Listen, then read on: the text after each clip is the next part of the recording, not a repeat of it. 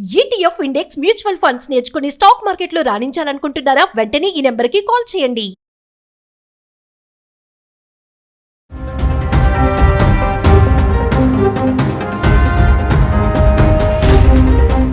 నమస్తే, welcome back to Suman TV. Present మనతో పాటు ఉన్నారు ఎనలిస్ట్ మందరి కృష్ణారెడ్డి గారు.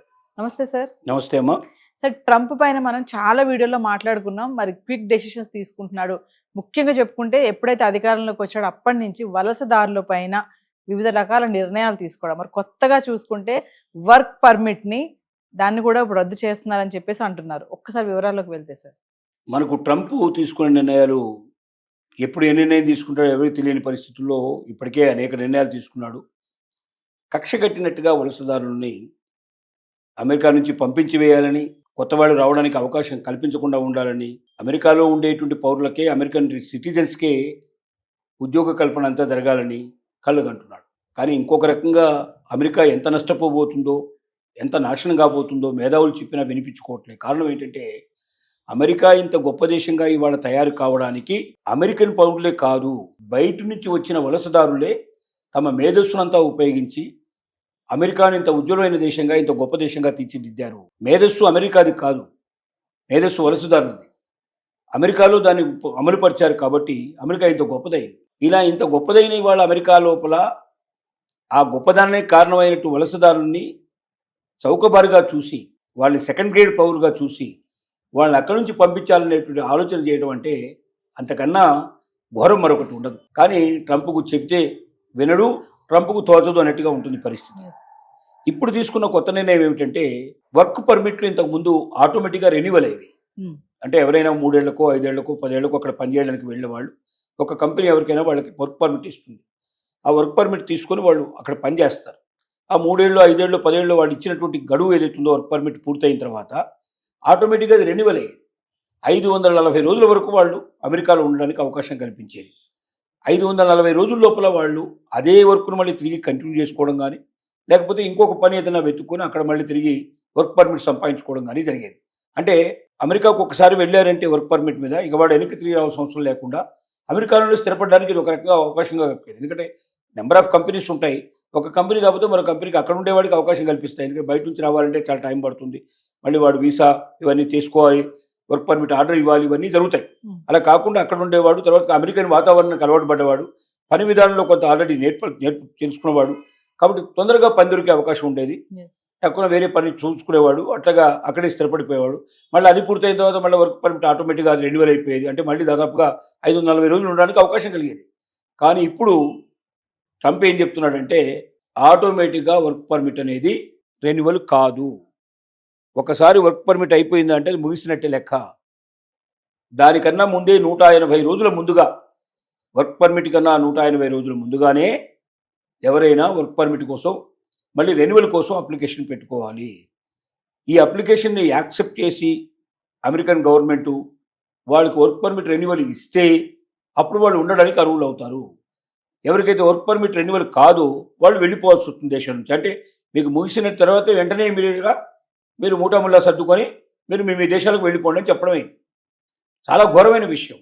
అంటే ఇంకా అమెరికాలో ఉద్యోగం అనేది ఒక కలలాగా మిగిలిపోయే పరిస్థితి ఏర్పడుతుంది. 3 ఏళ్లకు మీకు వర్క్ పర్మిట్ దొరికింది, 3 ఏళ్ల కోసం వెళ్ళారు. 3 ఏళ్ల తర్వాత మీరు మళ్ళీ రెన్యువల్ అవుతుందనే నమ్మకం మీకు లేనప్పుడు 3 ఏళ్లే మీరు అక్కడ వస్తుంది. ఒక 1 ఇయర్కే మీకు వర్క్ పర్మిట్ దొరికింది, అక్కడికి వెళ్ళారు. 1 ఇయర్ తర్వాత మీరు వెనక్కి రావాల్సి వస్తుంది. అంటే ఇంత కొద్ది కాలం కోసం అక్కడ పనిచేయడానికి వెళ్ళి ఇక్కడ మొత్తం అవకాశాలని పోగొట్టుకుని అక్కడికి వెళ్ళి మళ్ళీ అప్పుడు వచ్చి ఇక్కడ అవకాశాలు వెతుక్కుంటే దొరుకుతాయి లేదో మనకు తెలియదు. అంటే సార్, ఈ నిర్ణయం ద్వారా ఎక్కువ జాబ్స్ పోయే ఛాన్సెస్ ఉన్నాయంటే మ్యాక్సిమం లక్షల మీద జాబులు పోయే అవకాశాలు ఉన్నాయి. లక్షల మందికి బాధ కలిగే అవకాశాలు ఉన్నాయి. 180 రోజుల ముందు ఇప్పుడు అంటే ఏం చెప్పాడు ఒక మాట అంటే, ఇప్పటిదాకా ఎవరైతే వాస్తవంగా వర్క్ పర్మిట్కి వాళ్ళు పెట్టుకోలేదో, అప్లికేషన్ పెట్టుకోలేదో వాళ్ళకి ఇది వర్తించదు. ఇప్పటి నుంచి మాత్రం అమలు జరుగుతుంది. ఇకపైన 180 రోజుల ముందర మాత్రం తప్పనిసరిగా వాళ్ళు అమలు చేసుకోవాలి. ఇప్పటిదాకా ఉండేటువంటి వాళ్ళకి మాత్రం అవకాశం కల్పిస్తున్నాము. ఇకపైన మాత్రం నవంబర్ 1 తర్వాత మాత్రం ఈ అవకాశం మీకు ఉండదు. అంటే అక్టోబర్ 30 లోపల ఉండే వాళ్ళకి మాత్రం ఇది వర్తించదు. అక్టోబర్ 30 తర్వాత మాత్రం ఖచ్చితంగా ప్రతి ఒక్కరు ముందుగానే వర్క్ పర్మిట్కి అప్లై చేసుకొని మీకు రెన్యువల్ అవుతే మీకు ముందుకెళ్ళాలి, రెన్యువల్ కాకపోతే వెనక్కి వెళ్ళిపోవాలి. ఇది చెప్పేటువంటి మాట. ఇది లక్షల మంది మీద ప్రభావం పడుతుంది. అంటే వలసదారుల చేత అభివృద్ధి చెందిన అమెరికా వలసదారులను వదిలించుకోవాలని ఖచ్చితంగా నిర్ణయించుకుంటే దీన్ని బట్టి అర్థమవుతుంది. దీనివల్ల చాలామందికి ఇబ్బంది కలుగుతుంది. ఎందుకంటే స్టూడెంట్స్ వాళ్ళు వేరే విషయం, కానీ వర్క్ పర్మిట్ వీళ్ళు వెళ్ళిన వాళ్ళు తిరిగి ఆ వర్క్ పర్మిట్ రెన్యువల్ కాకపోతే ఖచ్చితంగా వెనక్కి రావాల్సిన పరిస్థితులు ఎక్కువ భాగం ఉంటాయి. ఎందుకంటే ఒకవేళ అదే కంపెనీ వాళ్ళకి వర్క్ పర్మిట్ ఇవ్వదలుచుకుంటే ముందుగానే రెన్యువల్ చేసేస్తుంది, కంప్లీట్గా ఆటోమేటిక్గా ముందుకెళ్తారు. కానీ ఆ కంపెనీ వాళ్ళకు వద్దనుకున్నప్పుడు ఇంకో కంపెనీ రెడీగా ఉండి వాళ్ళకు ఇస్తుందని చెప్పడం చాలా కష్టం. అదే దీంట్లో ఉండి ఇంకో దానికి అప్లై చేసుకునే అవకాశాలు కూడా చాలా తక్కువ ఉంటాయి. ఒక ఉద్యోగం చేస్తూ మన ఇండియాలో లాగా ఎన్నిటికైనా కంపెనీలకు మనం చేయడానికి ఒకేసారి 2 ఉద్యోగాలు చేస్తే అక్కడ జైలుకు వెళ్లాల్సిందే డైరెక్ట్గా. మన దగ్గర 10 ఉద్యోగాలను చేసుకోవచ్చు ఒకేసారి, ఎవరి వరకు అభ్యర్థి చెప్పేవాళ్ళు ఎవరు లేరు. గవర్నమెంట్ ఉద్యోగస్తులు కూడా గవర్నమెంట్ పని అయిపోయిన తర్వాత ఆ సమయాలు అయిపోయిన తర్వాత బయటకు వచ్చి ప్రైవేట్ జాబులు చేస్తున్న వాళ్ళు చాలామంది ఉన్నారు. కానీ అక్కడ చేయడానికి వీలు లేదు. ఒకేసారి 2 జాబులు చేసినట్టయితే ఒక వ్యక్తి ఒకేసారి అంటే వాళ్ళు ఏకకాలంలో అంటారు, అంటే టైమింగ్స్ మూటం కాదు, మొత్తం మీద ఒక జాబే చేయాలి, 2వ జాబ్ చేయడానికి వీల్లేదు.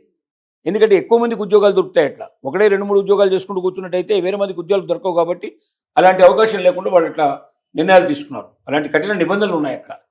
ఇప్పుడు జరిగేది ఏదైతే అంటే ముఖ్యంగా ఇండియన్స్కి ఎక్కువ ప్రమాదం. ఇక్కడ H1B వీసా మీద వెళ్ళిన వాళ్ళు, వర్క్ పర్మిట్లో వెళ్ళిన వాళ్ళలో 71% ఇండియన్స్ ఉన్నారు H1B వీసాదారులు. మిగతా వాళ్ళంతా కలిపితే చాలా తక్కువ, 21% దాంట్లో చైనీస్ ఉంటే మిగిలిన 7-8% మొత్తం ప్రపంచంలో అన్ని దేశాల వాళ్ళు ఉన్నారు.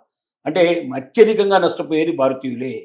ఒక రకంగా భారతీయులు ఎక్కువ మంది వెనక్కి వచ్చే అవకాశాలు దీనివల్ల కలుగుతున్నాయి. ఇది చాలా భయంకరమైన విషయం, చాలా బాధాకరమైన విషయం. భవిష్యత్తులో ఇంకెవరు వెళ్ళడానికి ప్రయత్నం చేయరేమో అనిపిస్తుంది. అంటే ఇన్ని నిర్దిష్టమైనటువంటి ఇన్ని నిబంధనలు పెట్టిన తర్వాత భారతీయులు అక్కడ వెళ్ళి పనిచేయాల్సిన అవసరం ఉందా? అమెరికా వెళ్ళకపోతే మనం బతకలేమా? ఇండియాలో ఇలాంటి అవకాశాలు లేవా?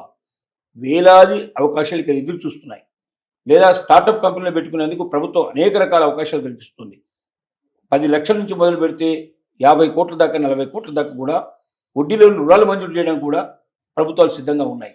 కాబట్టి మీ శక్తి సామర్థ్యాలు గొప్పగా ఉంటే, మీలో ఒకవేళ ఏదైనా కొత్తదనాన్ని తీసుకొచ్చి సమాజానికి మేలు జరగడానికి అవకాశం ఇస్తే, ఏదైనా ఉత్పత్తి ద్వారా బాగా అమ్మకాలు జరుగుతాయి, బాగా వ్యాపారాలు జరుగుతాయని నమ్మకం మీకు ఉన్నట్టయితే అలాంటి దానికి మీరు స్టార్టప్ కంపెనీ పెట్టుకొని ప్రభుత్వానికి ఆ విషయాన్ని ఎక్స్ప్లెయిన్ చేసి మీరు ప్రారంభిస్తే మీకు సపోర్ట్ ఇవ్వడానికి గవర్నమెంట్ ఉంది. అలాగే దాన్ని అమ్మడానికి కూడా కావాల్సినటువంటి మేనేజ్మెంట్ను కూడా తయారు చేసే పరిస్థితి గవర్నమెంట్ కలుస్తుంది, మార్కెటింగ్ కూడా గవర్నమెంట్ ఇస్తుంది. కాబట్టి అమెరికాకు వెళ్ళి ఇంత సెకండ్ గ్రేడ్ పౌరులుగా అక్కడ బతకడానికి ఎప్పుడు ఏ క్షణంలో ఓడిపోతుందో ఉద్యోగం తెలియని పరిస్థితి లోపల ఇలాంటి దానికోసం ప్రయత్నించకుండా ఉండడమే మేలైనదిగా దీన్ని బట్టి మనకు అర్థమవుతుంది. Thank you.